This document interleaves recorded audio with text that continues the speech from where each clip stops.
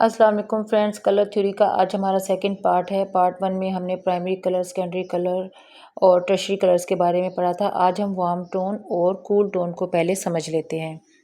तो फ्रेंड्स, हमारे पास 3 warm colours हैं, रेड, ऑरेंज और येलो।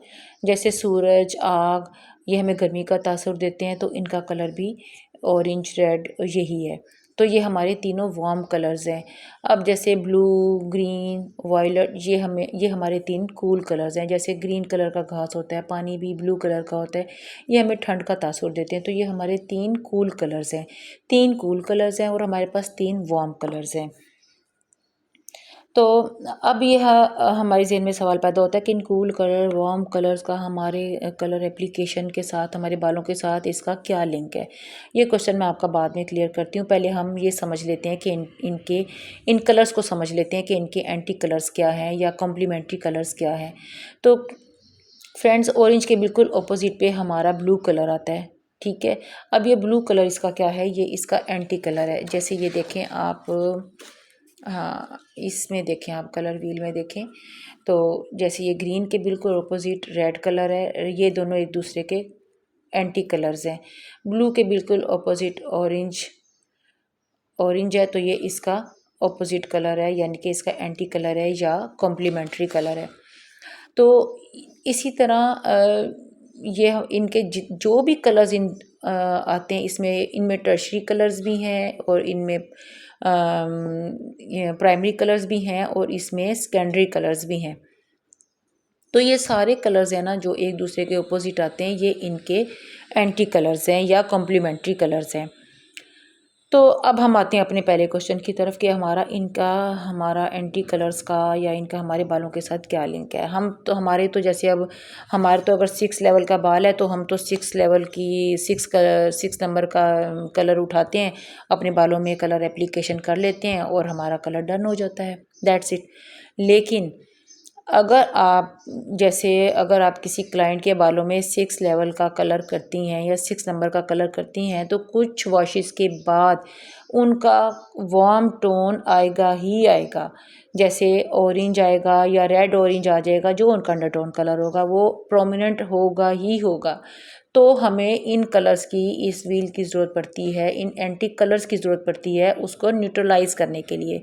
मिसाल के तौर पर, अगर आपने 6 नंबर की एप्लीकेशन की है उसके बालों में और ऑरेंज टोन आ गई है, तो हम क्या करेंगे, उसके कलर में जब हम उसके कलर की एप्लीकेशन करेंगे तो उसमें हम ब्लू कलर ऐड कर देंगे, तो वो उसके बाल न्यूट्रलाइज हो जाएंगे, उसकी जो वार्म टोन है वो ख़त्म हो जाएगी।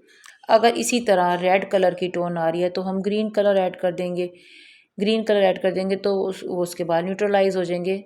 ठीक है, इसी तरह अगर येलो आ रही है तो उसमें वायलेट कर देंगे।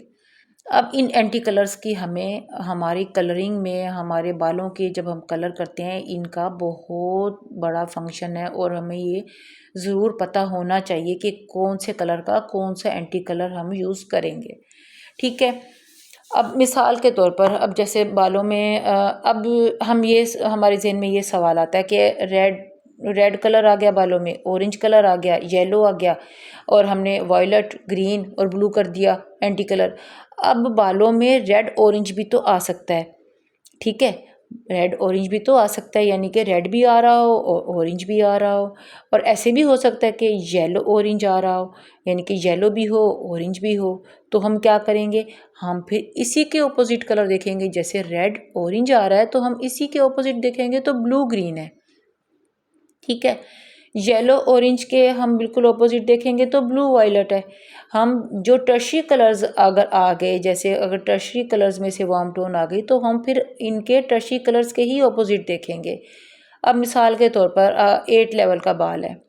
ठीक है, 8 लेवल का बाल है और उसके बालों में रेड ऑरेंज टोन आ रही है, रेड भी आ रहा है और ऑरेंज भी आ रहा है।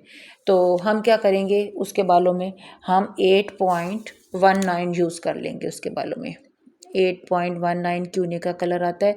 अब ये जो 1 है, ये क्या है, ये है ऐश। ठीक हो गया, ये हो गया ऐश। और ये 9 क्या हो गया, 9 है ग्रीन, मैट ग्रीन।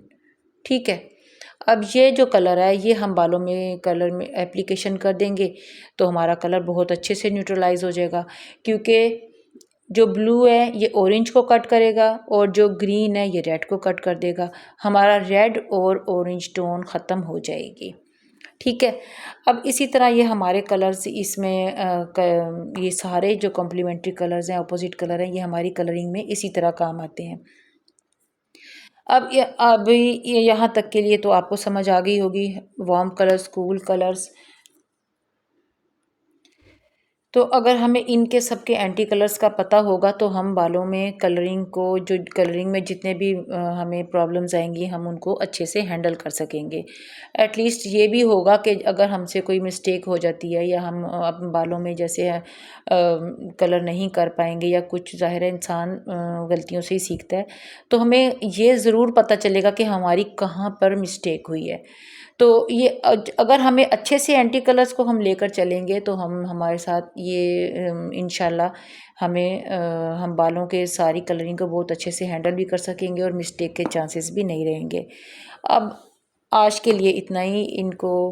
अब इंशाल्लाह मैं आपको नेक्स्ट वीडियो में आईसीसी चार्ट और ये जो 0.19 मैंने आपको बताया है और इसी तरह 0.2, 0.3, 0.4, ये इनके सब के बारे में ये भी बताऊंगी और आईसीसी चार्ट के बारे में भी बताऊंगी। आज के लिए इतना ही। अगर मेरी आपको वीडियोस इंफॉर्मेटिव और अच्छी लग रही हैं तो प्लीज़ लाइक करें, सब्सक्राइब करें और शेयर कर दें।